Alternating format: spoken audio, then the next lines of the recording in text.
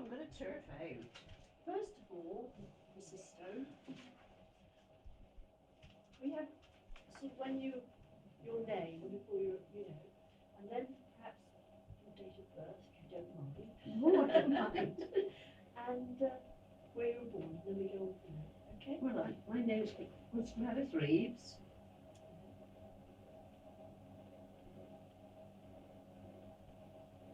I was born in Monday Market Street, Devizes.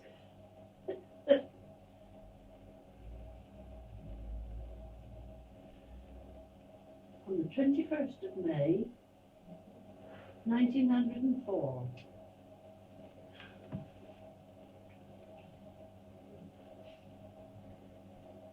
Now, can you remember, if you could tell us what your father and mother did before they were Well, married? yes, my mother she was the oldest of 13, so she never went to school. She had to stay home and help look after the family. And then she went into domestic service. At what age do you think that was? Oh, I should think about 13, 14. And she worked at, first of all, she worked at the Polly Tea Rooms in Marlborough. And She there, came from Marlborough then, did she, your mother? Ogburn St Andrew, she was born. And I don't know where my father was born, but and I don't know where they met. I've got no idea. And I don't know anything about my father's family. Nothing at all? No, but my mother's family, there was, as I say, there was a big family. And do you remember your grandparents? I can remember my father's mother, but I can't remember my mother's mother so well. Her name was May, Mrs. May. Yes. And my father's mother was, what was it? I looked in the academy. Cutting. Cutty. Yeah, and she was supposed to be a noted beauty. And she had her portrait painted, and it was hung in the Royal Academy. Was it? And she wore a sunbonnet. It was a beautiful, I wish I could have it. There's two in the family, but I'm the unlucky one, I don't get one. Yeah. And Was it a portrait of her or just the head and shoulders, you know. proper painting? Or Oh yes, no, proper painting. Gosh, how lovely. And You don't know who painted it? no. And, Granny Cutton, wasn't it? Granny Cutting, her name was, because she was married twice. Yeah. My father's name was Reeves, of course. Yes. John Reeves. And he worked, when I was young, when I was a child, it was the asylum. Oh, It's yes. now the Roundway Hospital. Yes. Well, he worked there for 35 years. And they weren't known as nurses then, they were known as attendants. That's right. And everybody was locked in. Yes. And he did 5 years on days and 30 years on nights, because the pay was better Yeah. on night duty, you see. Yeah. And Long hours, I expect. oh yes, and he was retired more years than he worked. Really? Yes, and when he'd been retired 35 years, the number of years he worked, they sent a car for him and took him down to see all the new hospital, and he couldn't believe that it was the same place. How old was he when he died then? 91. And I had wonderful parents. Yeah. Both wonderful parents. Because you were one of a large family anyway. I was the youngest but one of 9. And I wasn't sent out to work as early as the others, because of course the others were older and they were able to contribute Yes. a little bit. Yeah. But my mother had to take him washing to help, because my father's pay was equivalent of £1 a week, and he got it once a quarter. And then my younger brother and I, and the next brother up to me, we used to have to go with the clothes baskets and collect the washing from various gentry, as they were called then. And Around devices. yes, and also my mother used to scrub. Did you know Oliver's music shop? Yes. Well, she used to scrub the floor there to help, you know. And of course we children, well, they made fun of us because mother had to, we used to see mother scrubbing the floor in there when we went. We were very, very poor. And, but she was a wonderful mother. She never owed a penny in her life. And when we, as girls, as we grew older and were going out or getting married, she said, I'm going to give you a bit of good advice, and if you always remember it, you won't go far wrong. Never have anything if you can't pay for it. If you can't pay for it one week, you won't pay for it the next. You'll have something else to pay for. Yeah. She was a wonderful mother. But I'll show you our groups in a minute. I think I know where they are. And we got one of us as children, and I'm 4. My youngest brother is the baby. And then we got another group that was taken on my mother and father's golden wedding. And my mother looked older when we were children than she did at their golden, that's their golden wedding photograph, my mother and father.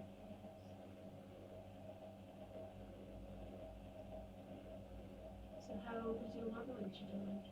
Oh, mother was only 79. Yeah. She was diabetic, and she was a very bad diabetic. So there wasn't much help. No, and when they discovered, how they discovered she was diabetic, she was under the doctor for, I'm not sure whether it was neuritis or something like that.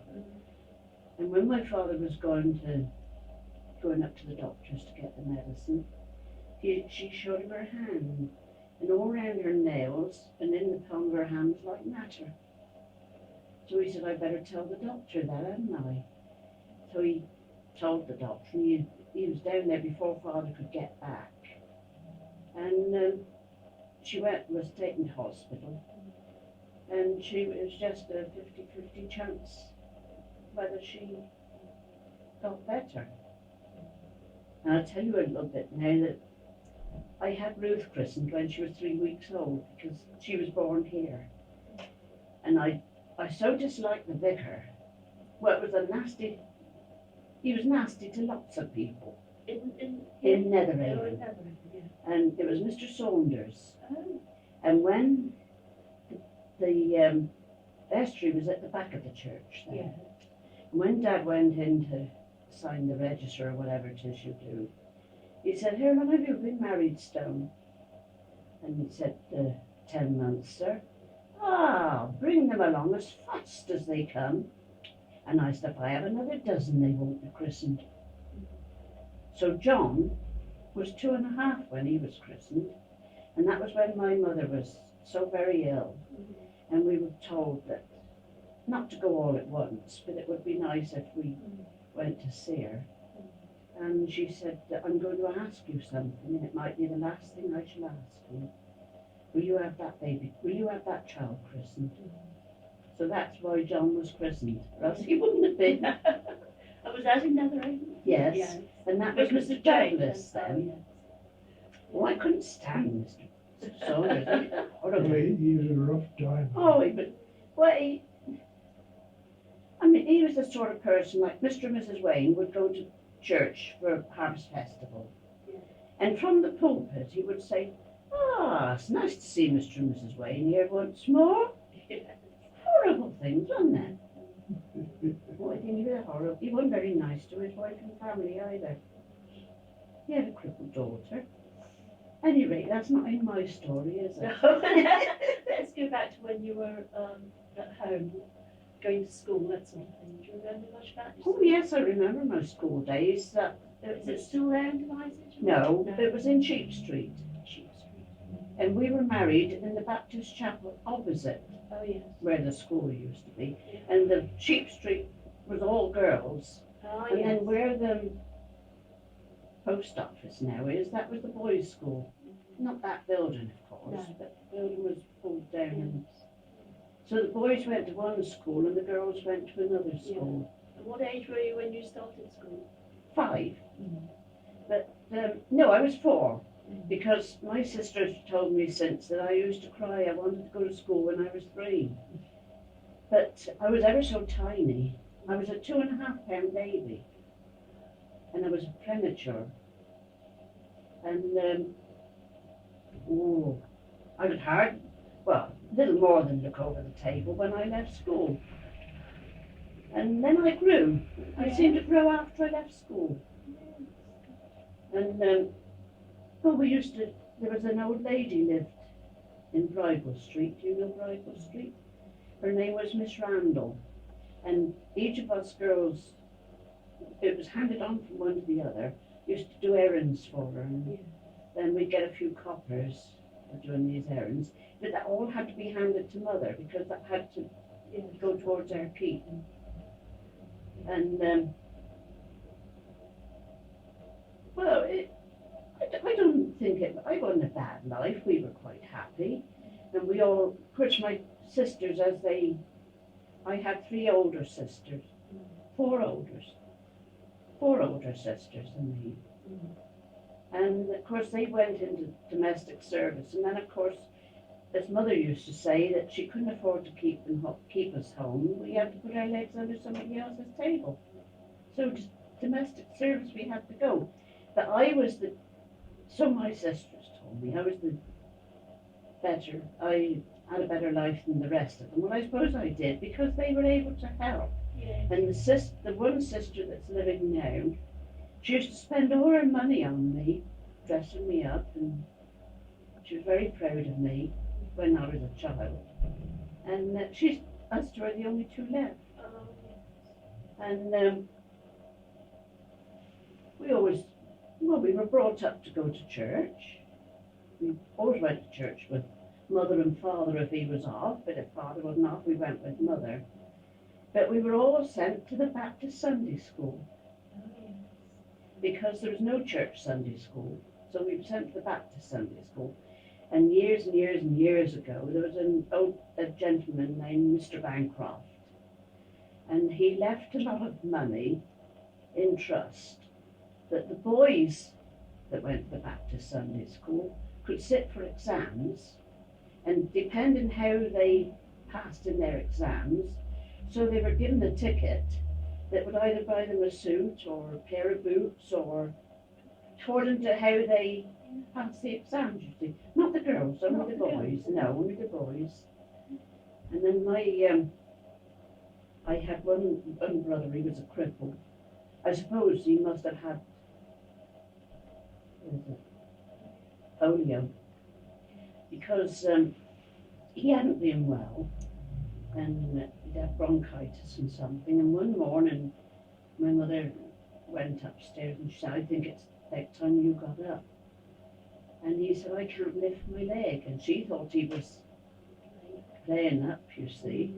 And she said, "Yes, you can." And she lifted his leg, and of course it went back.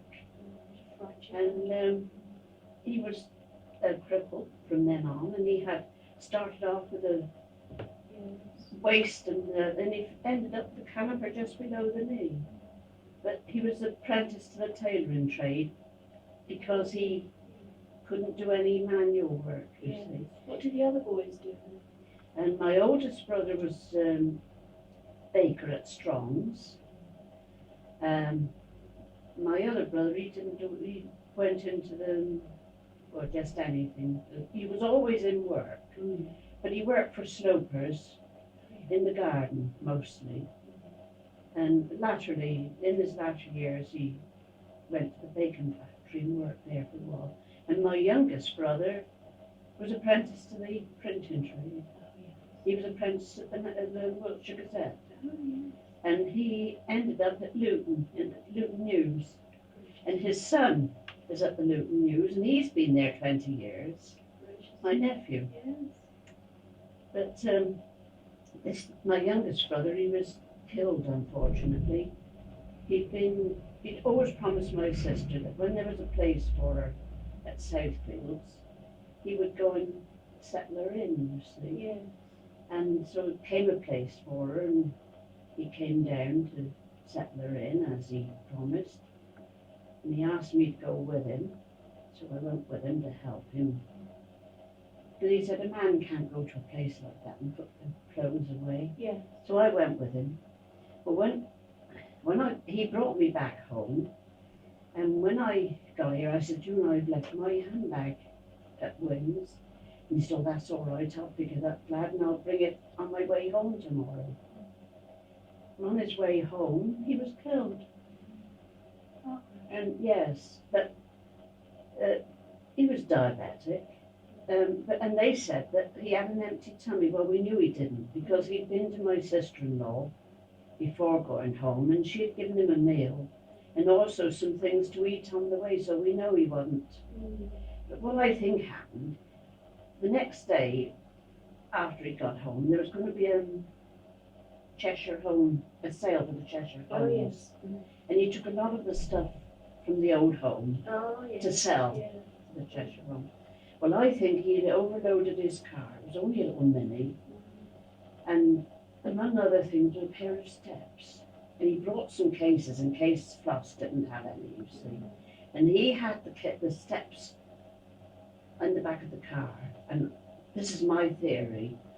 He had to pull up sharp. And the thing slipped and hit him in the back and he lost control. I feel sure that's what it was. I feel sure of it. And oh, that was an awful shock because he was my favourite brother. Because I remember when that happened, actually. Ern and I were the only two that remained Baptists, you see. Yes. My mother said, as we were old enough to know what we were doing, she said, no, I don't mind where you go on a Sunday, but I want to know you go somewhere. Yes. And we're a proper cosmopolitan family. We were then in those days. And there was Methodist and Congregationalist and Baptist and Church of England and High Church, bit of all sorts. But my younger brother and I, we stuck to the Baptist, and we were both baptised with a baptism of immersion. But we were the two that were. I loved that brother more than. Yes, you were closer. Yes, much closer. Yes. Well, that was an awful shock. He was killed. What age did you go into service? You were 13? No, I was 16. 16. So you Because- left school at 13? I left school at 14. Oh, On my 14. on my 14th birthday. Yes. And What did you do in those Well, 2 years? well, I always, do you know Anstey's factory? It's a tobacco factory. Well, I was crazy to go to the factory to work. And of course, mother didn't want me to. And of course, I hadn't become a little woman very young. I was getting on. Yes. And mother didn't want me to leave home until that Yeah. was all Yeah. settled, you know. And I kept on and on and on about going to Anstey's factory to make cigarettes. So eventually she gave in, and I went there when I was 15. And when I was 16, I got the sack because they wouldn't pay the stamp. So as you got to 16, you had to leave because they wouldn't pay the stamp. And then I thought I'd like to be a children's nanny. Yes. So there was quite a few ladies, gentle women, you know, and they suggested that I went to Dr. Rivington as an under nanny, and he lived down the Station Hill.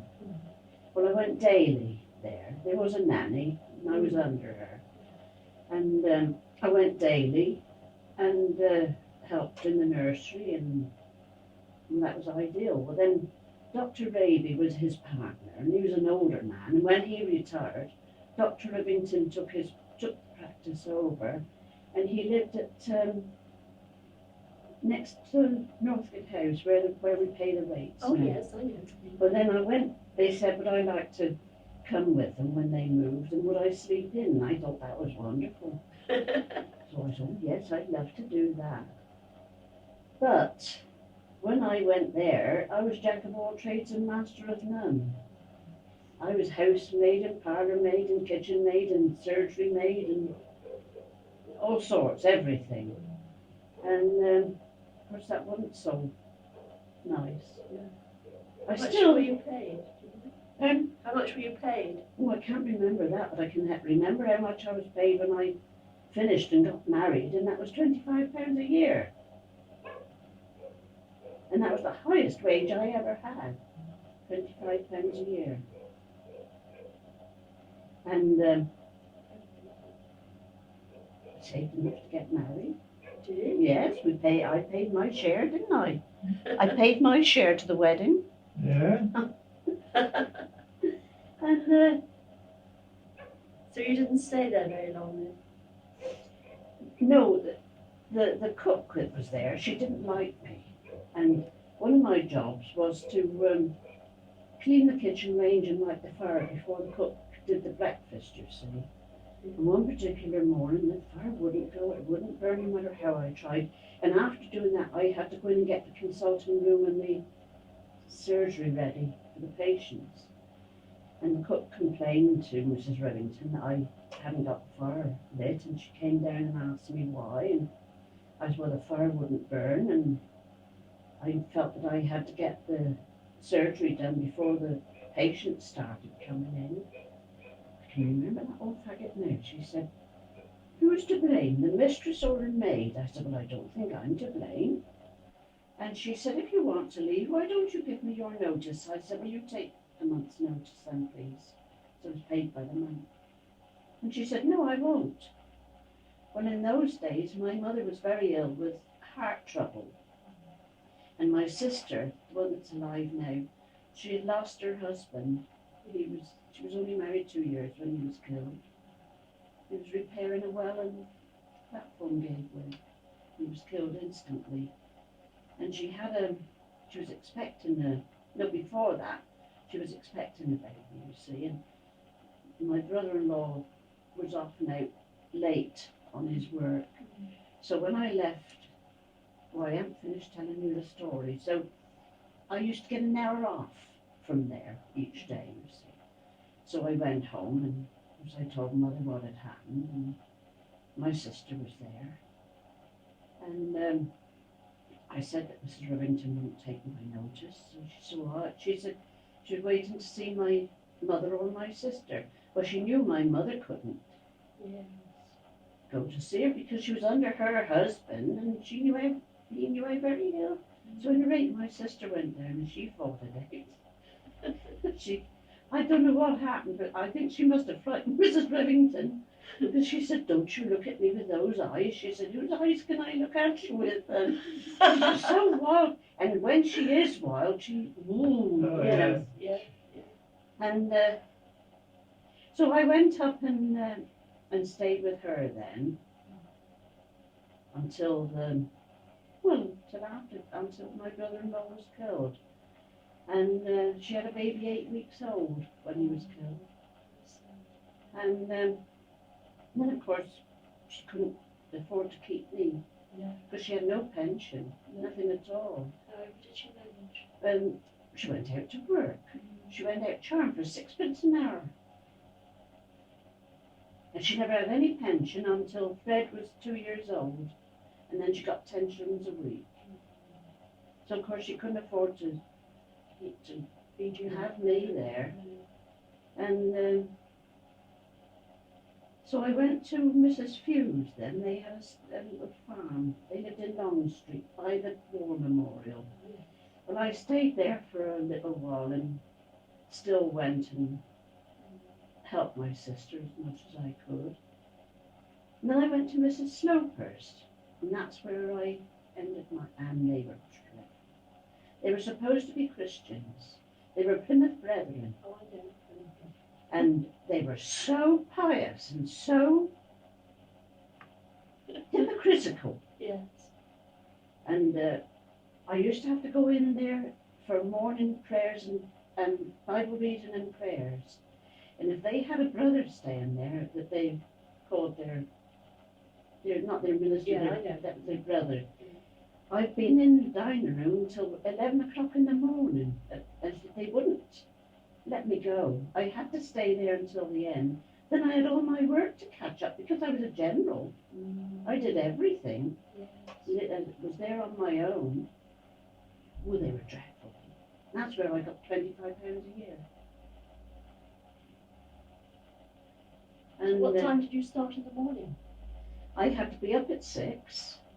And if I wanted to go to bed before 10, I had to go and ask, in case they needed me for a glass of water or to make up the fire, or I did everything. Did you have any time off in the week? I had half a day a week, from 2 till 9:30, and every other Sunday, 2 till, well, supposed to be 2 till 9:30. It was nearly always 3:30 before I got out. Yes.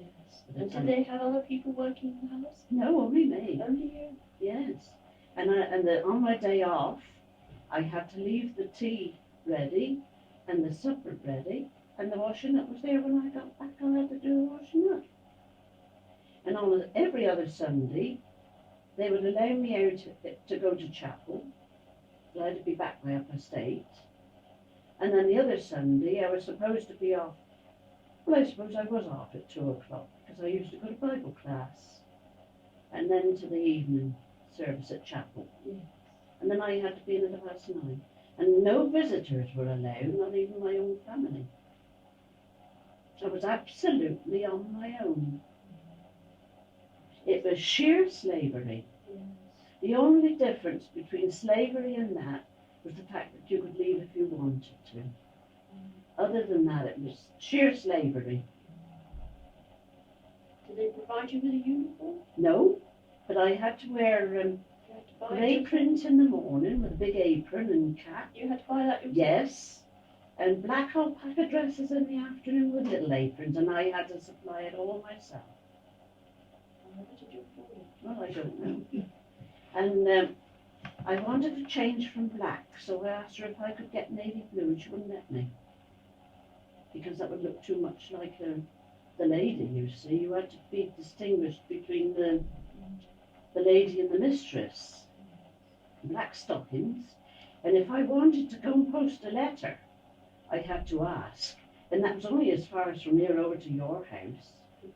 But I had to ask if I wanted to post a letter. Kept you hard at it. Absolutely. And after I met Dad, like all girls, I began making all sorts of little fancy things, fancy night dresses and fancy embroidering them and getting all my bottom drawers done. And if she came out and saw me doing that, she came out in the kitchen and saw me doing that, she'd say, "Haven't you got any stockings to darn, Gladys?" She hated to see me doing anything fancy. It was absolute slavery. As I say, except that you were free to leave. Yes. And then I was 20 when I met her. I'd never been out with a boy in my life before. Didn't have any time, did you? No. And And you met in Devizes? met in Devizes, yes. My friend, well, she wasn't my true friend. It was another girl that lived near us. She was a flighty little bit, really. And I don't know what happened to my real friend, why I wasn't with her, I can't think. And we used to always go down and listen to the Salvation Army band before we go to chapel, you see. And we were coming up the Britics, and this girl said to me, "There's two nice young chaps coming. If they stop, let's stop." Of course, they didn't stop, they just said good evening and walked on. But we went back again and came back up again, and we met them again, and then they stopped. So he said, "Will I go for a walk with him?" And I said, "No, I'm going to chapel."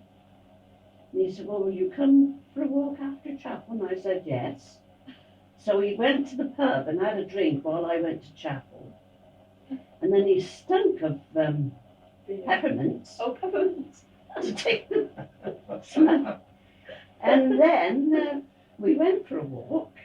But my girlfriend that I was with, she wouldn't go with the other lad, so he had to hang about until he got back. Because they had to cycle back, you see. Yes. And, well, then we arranged to meet the next Sunday. And it was too wet, he couldn't come, so he didn't turn up. But then the next Sunday, my real friend and I were down at our usual watching the Salvation Army band. And I saw this young fellow, and I said, "I'm sure that was the boy I went out with a fortnight ago." He looked hard at me, and I looked hard at him. And then he came up to me, he said, "Didn't I go for a walk with you a fortnight ago?" And I said, "Yes." So, of course, that started the courtship. Yes.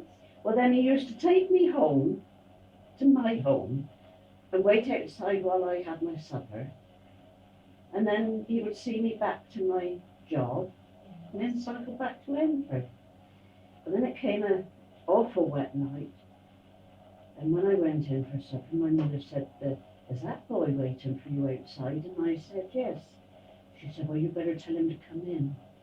And after that, of course, he was accepted. Yes.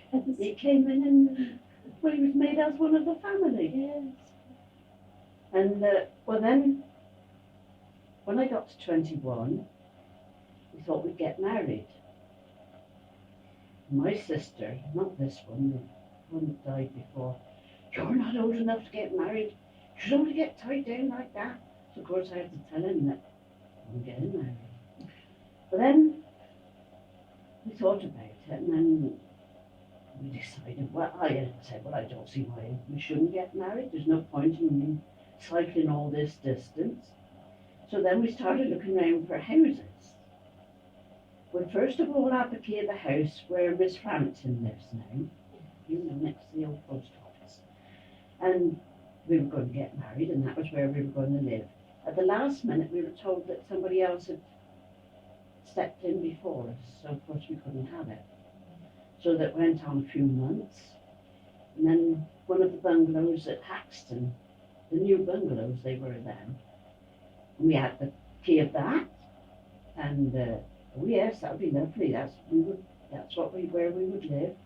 Mr. Smith said, I'm sorry, but one of my workmen wanted it, and that was old Harry Hans. Oh, yeah. Right, that was the end of that. Then a few months after that, he came in and he said, I got the chance of a piece of ground at Haxton. So I said, well, that'd be nice, because, yeah, that'd be all right. So we came out and we looked at it and planned it. Then Mr. Smith said one of his workmen wanted it for an allotment, and that was Walk King. Oh, yes. Well, You then, didn't know him, did you? No. well, then, I've heard of him, though. then, Was he any relation to Tom King? no, Ethel Kingsborough. Ethel King's Oh, brother. Ethel King's brother. But That's right. that was I a got single it. one that lived Yeah. with her. Yes, that's Well, right. he had it for an allotment. Then he sold it to Vic King, and he had the Yes. bungalow built where our John is now living, Yes. you see. So that's where we should have lived. Yes. Isn't that strange? Well, then it went on a few months, and he came and he said, I got a piece of ground in view. He said, it's an orchard at the moment, and it's at Netherhaven. Should we cycle out there and have a look at it? I said, we'll cycle out there, but I won't look at it. And I didn't. I couldn't tell you a bit what it was like. We cycled out and we cycled through Netherhaven, and that's how it was we got this. Yes. And this ground belonged to Mr. Whitmarsh, and that's who Dad bought it off of, you see. And then he was an old rascal, and apparently he couldn't get the deeds because they were tied up. I don't know how they were tied up. They were tied up anyway. And at that time, the government was giving £100 if you had your own place built. Subsidy. If you had your own place built, and the roof was on by a certain date from the time it was started, you see. Well, then he took so long to get the trees down for them to start building that we lost quite a bit of that money because the roof wasn't on in time. Because this was an orchard. This was an orchard, and Dad had the chance of all this ground right through to Ivy Cottage. Of course, he couldn't afford it. No.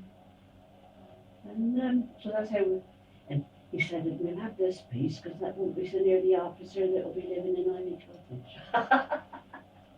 Didn't you? And Well, I could have bought it, like, if I'd had the money, Yes. quite cheap. Well, this was cheaper, not really. yes. I'd only get £50 for this. Well, then you see, from the time we had the offer of the cottage at Haxton, Yeah. and I thought we had it, and I gave him my notice, you see. Oh, yes. And, well, then, of course, I had to work a month. Well, then, of course, between the time I'd given him my notice and Yeah, it's all fallen through. it all fallen through, so I took temporary jobs, because Mother couldn't afford to keep me home. No. So I took temporary jobs until we got this. We Yes. got married.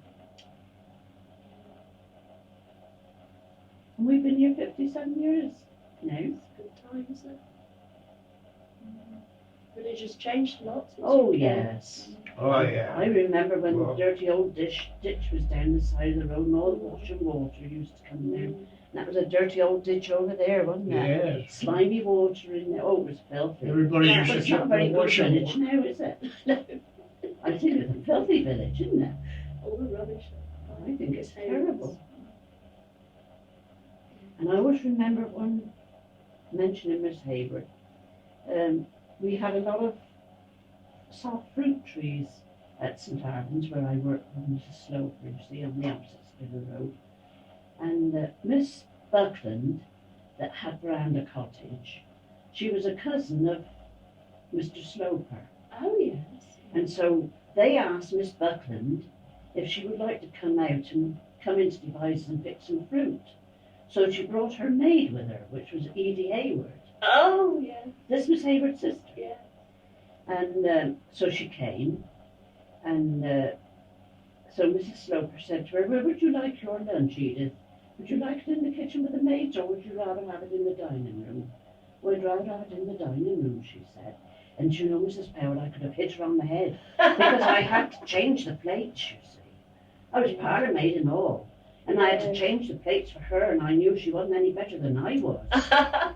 Oh, I could have hit her over the head, and I never liked her from that day on. Little did I know I was ever Yes. going to come into real contact. Yes.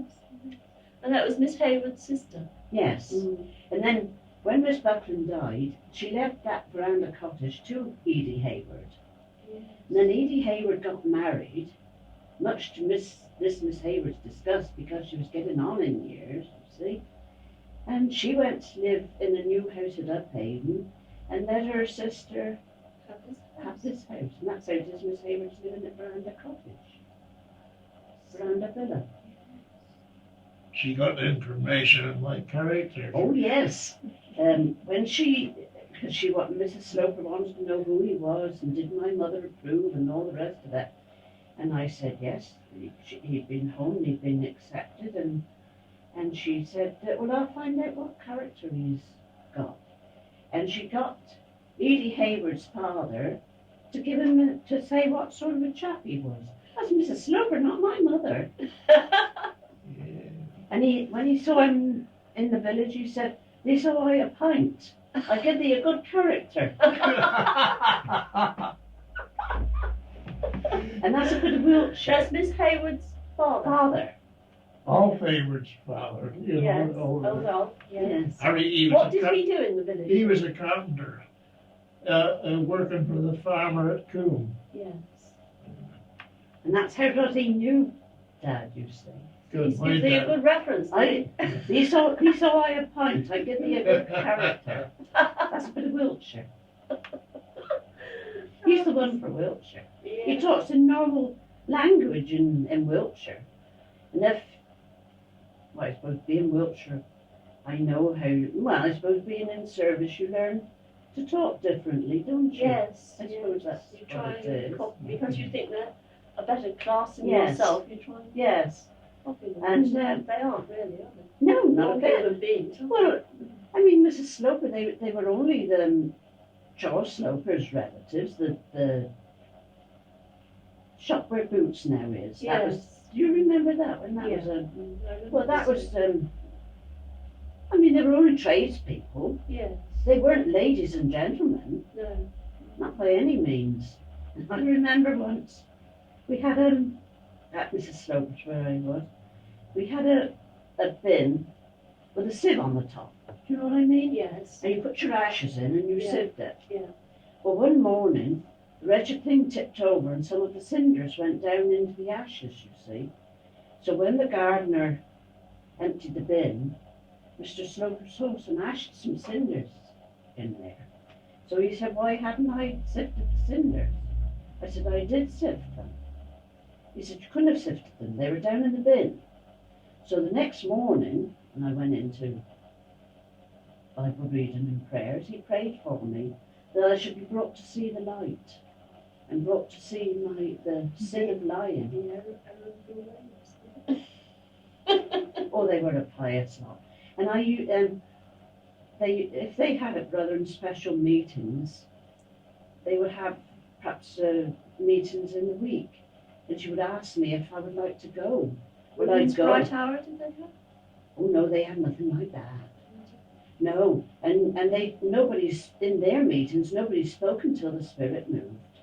Oh, they were exclusive, brothers. Oh yes, they were exclusive. Yes. And but I used to go just for the sake of getting out of the four walls. So I used to go to their meetings, but I didn't enjoy them. No. Oh, they were dreadful. I mean, I knew well. If I could see my time over again, I wouldn't have stayed there.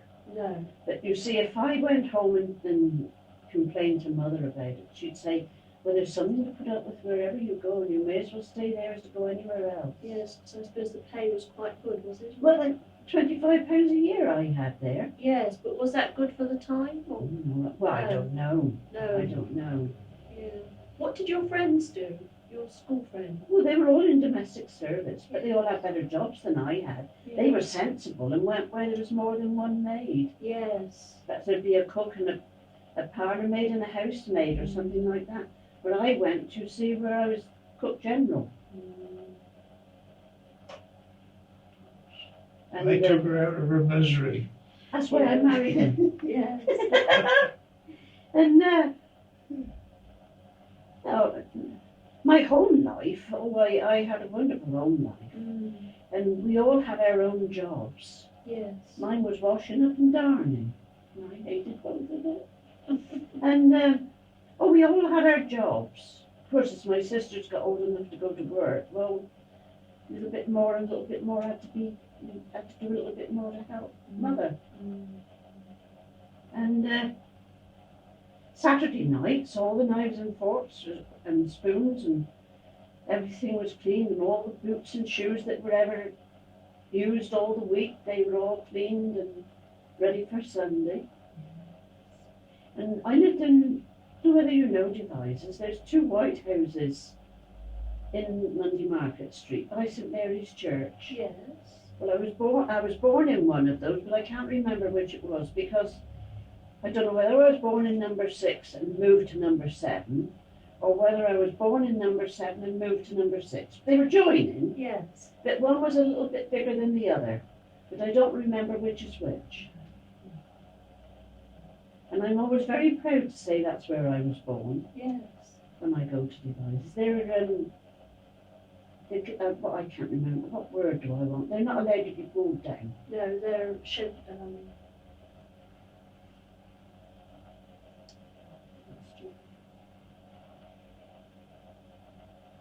I can't say, and they got one of those S things on the wall. Okay. But they're in Great Porch. Mr. Building. That's right. Yeah. Great Porch. That's the porchway. Yes. Well, there used to be all houses up there. Did there? Oh yes, there was all Yes, houses up yes. there. And their toilet Yeah. was right up the top of what we called the yard. Yeah. And that would be about as far as from here to, the top of our garden, I suppose. Yes. And do you remember when the comet was talked about years and years and years ago? Well, of course you wouldn't. Well, my sister, the next sister to me, if I wanted to go to the toilet after it got dark, you see, she had to come with me. And if I was a long time, she'd say, if you don't hurry up, that comet would come down and have you. Yeah, that was, what year was it coming? I Was it- never, Was it 1912? so, I know I wasn't very big. And as I say, I was, that was the year I the was so- Titanic went, wasn't it? Oh, was it? yes. Yeah. I was so small, I was so tiny.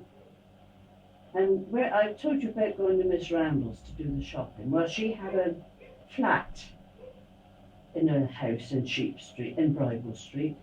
And there were 3 girls belonging to the mother that had this house. They were little horrors to me. And you see, I was so small.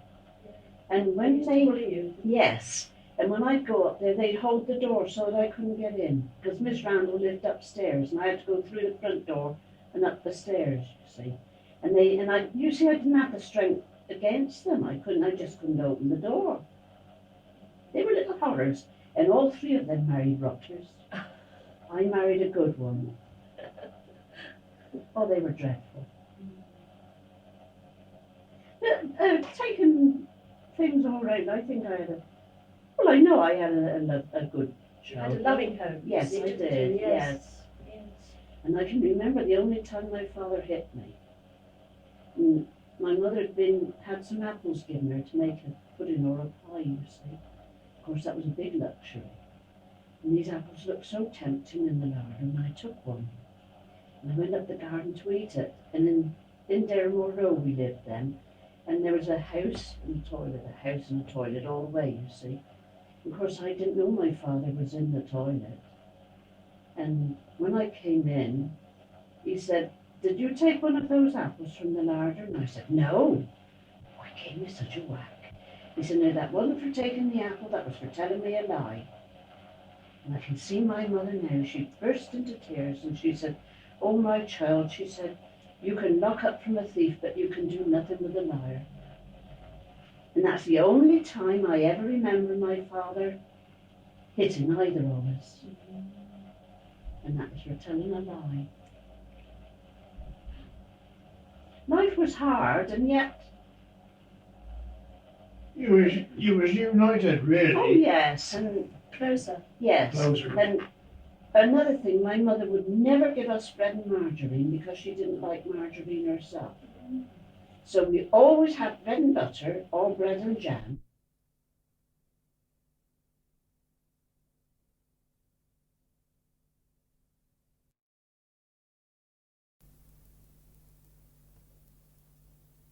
Those, she had I don't know what kind of jar it would be, but it was a biggish round jar. And she used to take the top of the milk off and put it in this jar and shake it until she made butter. So that we never had margarine, and we never have had margarine because she didn't like it. Yes.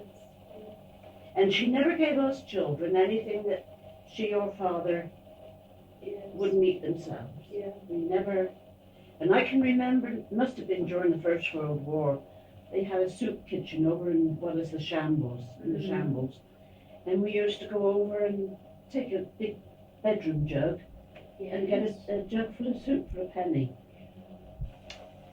It was a hard life, you know, but How did she wash the clothes? Did she have an old copper? oh yes, and everything Did was she have washed. a proper wash house at the back? Was it? The wash house was, no, I can't remember where it was out, or whether it was attached, because that was when we were in Monday Market Street. We moved from there to Derrimore Road, Commercial Road. Yes, I do know. But, well, that it must have been, it was during the war, because I remember going and watching the soldiers going down to the station to go away. So that's when we moved into Commercial Road. Yes. But all my young childhood, I must have been about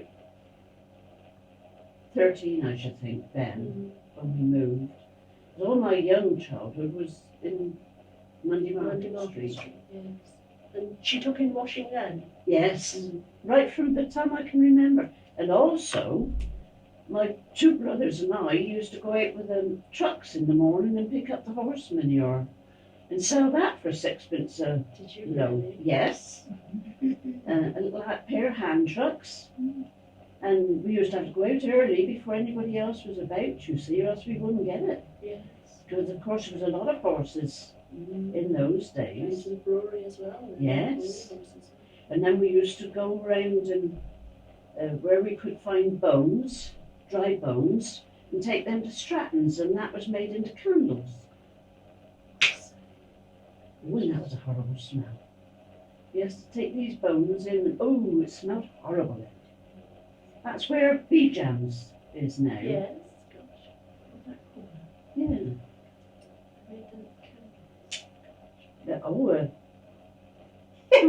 We made quite a bit on our dunging expeditions. Of course, it all had to go to Mother. Yes. I mean, we didn't have it. No. We had my Did you have a garden yourself? No. Yes, Oh, you yes, did? there was a garden.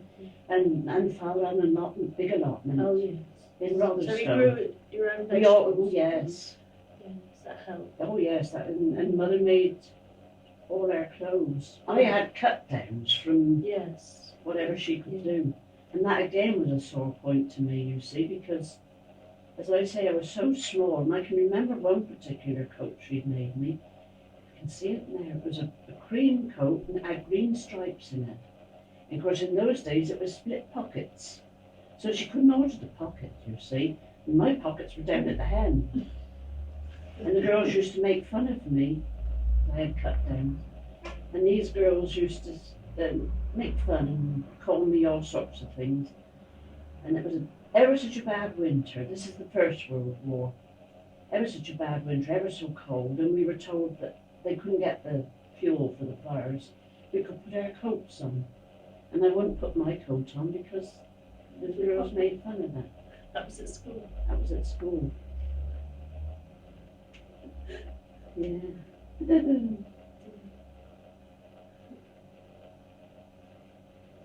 How do you manage for shoes? Because that was quite a big item, wasn't it, to buy? We always wore boots. Button boots I always wore. I'll tell you a little story about that. My mother used to get them from Marler Slopers. She got all our shoes from Marler Slopers. Nothing to do with my slopers that I worked for. And Father's money wasn't due till the next week. And although I was so tiny, I was very hard on boots. I don't know why. And my boots were nearly off my feet. So my mother said to me, you go over to Mr. Sloper's and look in the door first. And if there's nobody in there, you say, please, Mr. Sloper, will you let Mother have some boots for me to try on? And she'll pay you the money next week. She was so ashamed that she didn't have the money to pay for them when she got them, you see. And I had to see that there was nobody in there that would hear what I said. She was as honest as the day, wasn't she, Dad? Oh, yeah. Honest as the day, and so was my father. Independent and proud. I have wonderful parents. Yes. Wonderful parents. Yeah, we were brought up in a good Christian home and brought up to know how to behave and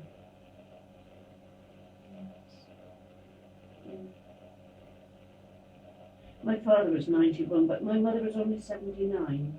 And they said that insulin hadn't been perfected then. She was having it, it was twice or three times a day.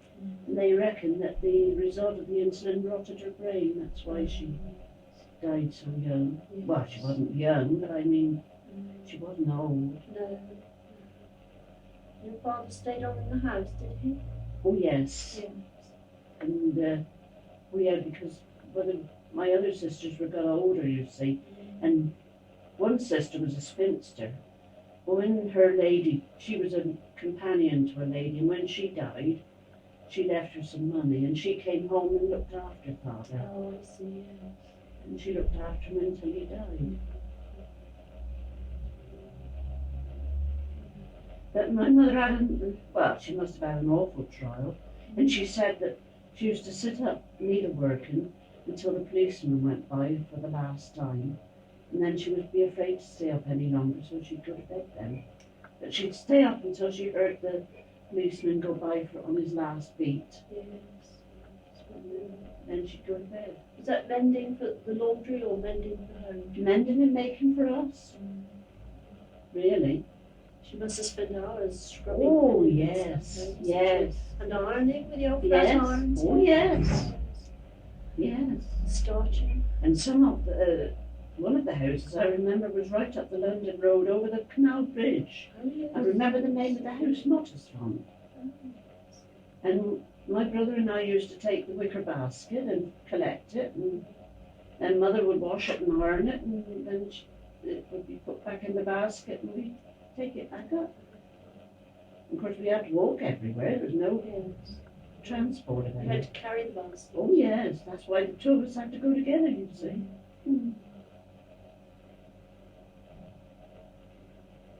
Oh, it was a hard life, but as I say, I think things were happier than they are today because you made your own pleasure. And I know, I used to say to Mother, oh, so-and-so's out playing tops or so-and-so's playing skipping. And she'd say, yes, and you can go when you finish what you've got to do, but I never got finished. She made sure of Oh, that. yes, she made sure I never got.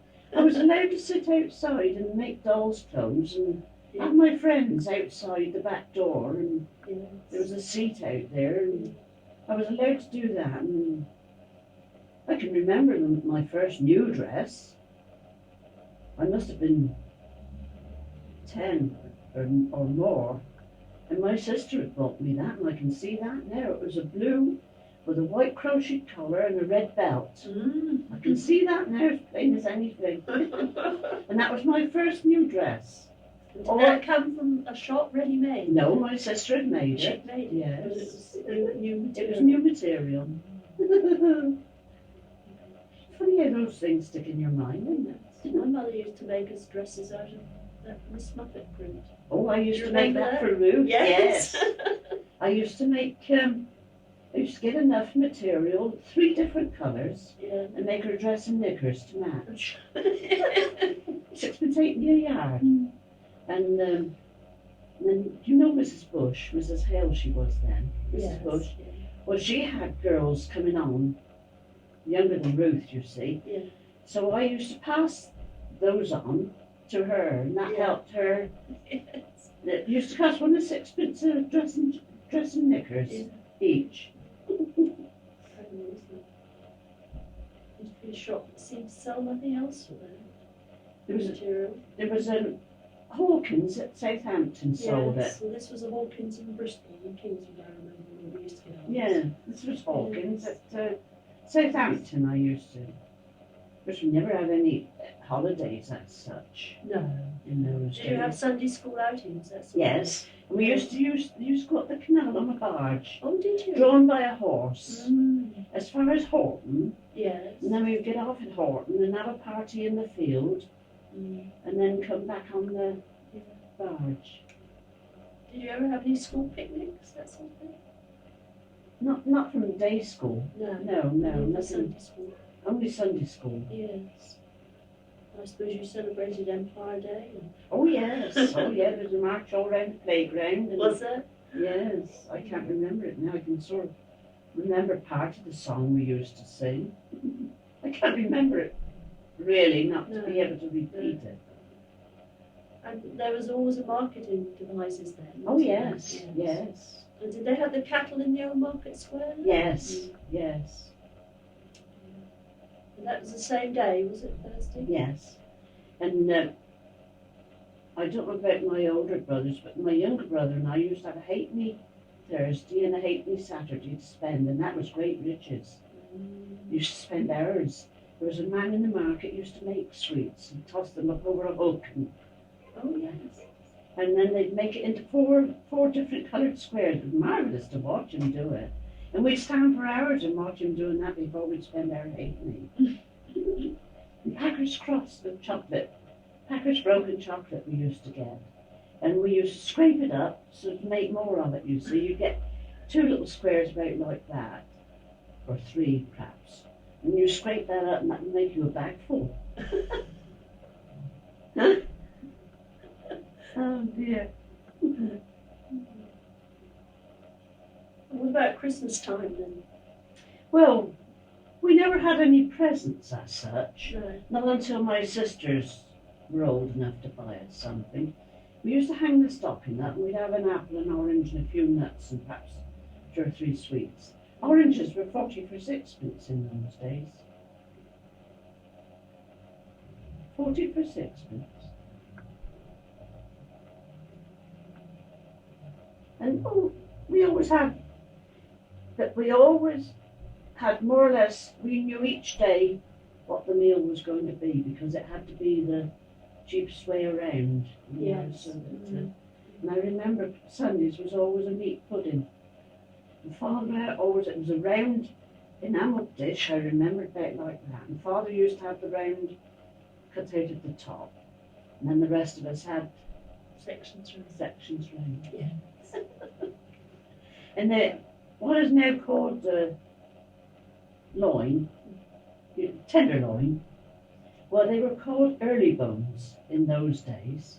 because on the end of the tail was a bone, you Yes. see.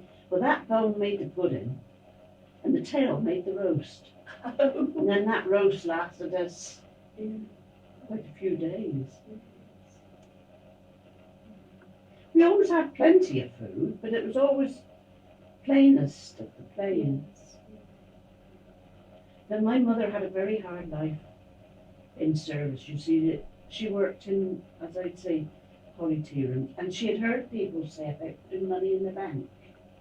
So the first money she had, she put it in the bank, in the real bank, in the grass bank, because she thought that's where, outside the house where she lived, she put her money in the bank. You see, she never went to school a day in her life. No? But she learnt to read and write when my brother went away in the First World War. And then she learnt to read and write. But if she couldn't spell a word, she put the first letter and you had to guess Oh, yes. what Yes. yes it was. But she was marvellous. My father he could read and write very well. He was very good. But in their first part of their married life, he worked on a farm. And he often told us about the awful snow and how he'd be up on Roundway Hill Oh, yeah. and would have to walk back down on the hedges because it was too deep Yes. to walk down. And then I suppose it must have been, I don't know, I suppose they couldn't have been married long when he got the chance to work at the asylum. And of course I expect that was better money. Yes. And then as I say, he did 5 years day and then he got a chance to do night work, so he went on night work for the extra money. Mother always used to say to us, New Year's Eve, when Father was going to work, say goodbye to your father, you won't see him anymore this year. And of course we all used to howl. We didn't understand that, of course, the next day was a new year. But he was a wonderful old chap, and do you know, right till a year before he died, he never missed a service at church, and he could sing the whole service through all the psalms and everything. Yeah, couldn't he, Dad? Oh, he's asleep. Yeah. He was a wonderful, wonderful old chap. He really was. I'll see if I can find you the. I know near enough where they are.